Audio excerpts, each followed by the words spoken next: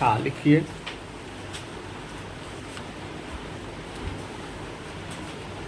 प्रधानमंत्री ने एक बार फिर रेवड़ी संस्कृति का उल्लेख किया।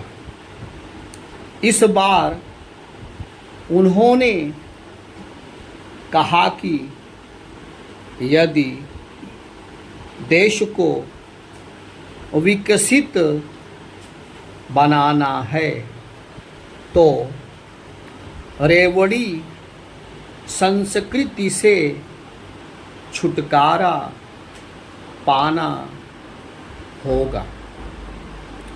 उनकी इस बात से असहमत होना कठिन है, लेकिन विडंबना यह है कि कई राजनीतिक दल रेवड़ी संस्कृति की न केवल पैरवी कर रहे हैं बल्कि उसे बढ़ावा भी दे रहे हैं।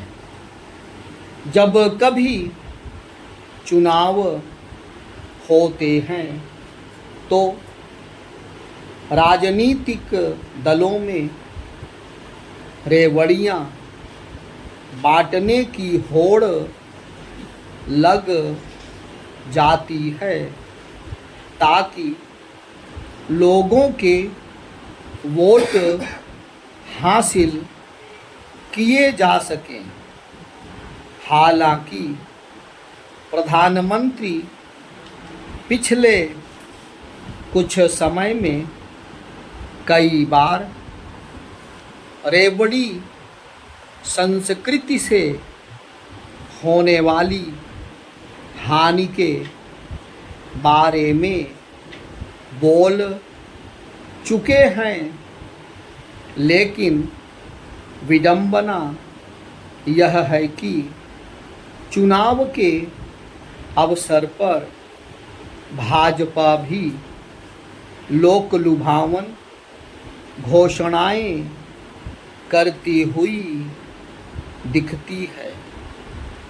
यह एक तथ्य है कि कर्नाटक में कांग्रेस और जनता दल एस के साथ भाजपा भी लोक लुभावन घोषणाएं कर रही हैं।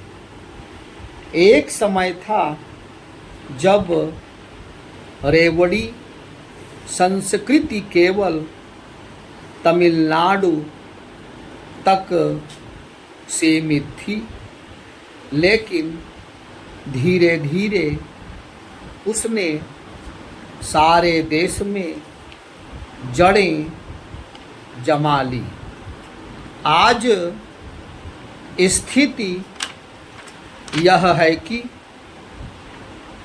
जिस भी राज्य में चुनाव होते हैं वहाँ राजनीतिक दल मुफ्त में सुविधाएं और सामग्री देने की घोषणा करने लग जाते हैं।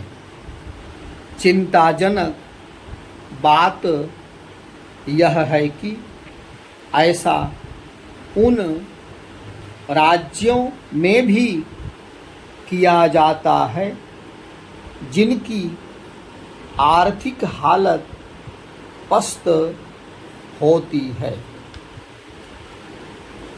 कई बार तो राजनीतिक दल यह जानते हुए भी लोक लुभावन घोषणाएं कर देते हैं कि वे उन्हें पूरा नहीं कर पाएंगे।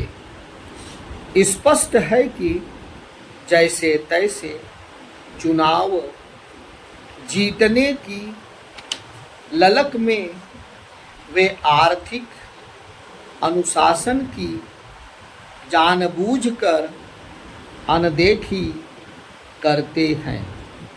यह सिलसिला बंद होना चाहिए, लेकिन लाख टके की बात यह है कि बिल्ली के गले में घंटी कौन बांधे। रेवड़ी संस्कृति से होने वाले नुकसान को लेकर सतर्क होंगे और इस पर कोई आम राय कायम करेंगे कि किन योजनाओं को जन कल्याण के दायरे में रखा जा सकता है और किन्हें रेवड़ियों की संज्ञा दी जा सकती है। समस्या यह है कि कोई राजनीतिक दल जिस लोकलुभावन योजना को रेवड़ी संस्कृति का हिस्सा बताता है, उसे अन्य राजनीतिक दल जन कल्याण या फिर सामाजिक उत्थान का कार्यक्रम करार देते हैं। यही कारण है कि जिस राजनीतिक दल के मन में जो आता है वह उसकी घोषणा कर देता है। निसंदेह यह समझ में आता है कि बेहतर शिक्षा और स्वास्थ्य सुविधाएं प्रदान करने के लिए सरकारें उदारता से धन खर्च करें, लेकिन इसका कोई मतलब नहीं कि सरकारें ज़्यादा से ज़्यादा सुविधाएं लागत से कम मूल्य पर आम जनता को प्रदान करें, और वह भी तब जब राज्य की आर्थिक स्थिति इसकी अनुमति न देती हो। चूँकि राजनीतिक दल अपने स्तर पर रेवड़ी संस्कृति का परित्याग नहीं करने वाले, इसलिए उचित यह होगा कि चुनाव आयोग ऐसी कोई व्यवस्था बनाए जिससे वे चुनाव जीतने के लिए अनाप शनाप घोषणाएं ना कर सके।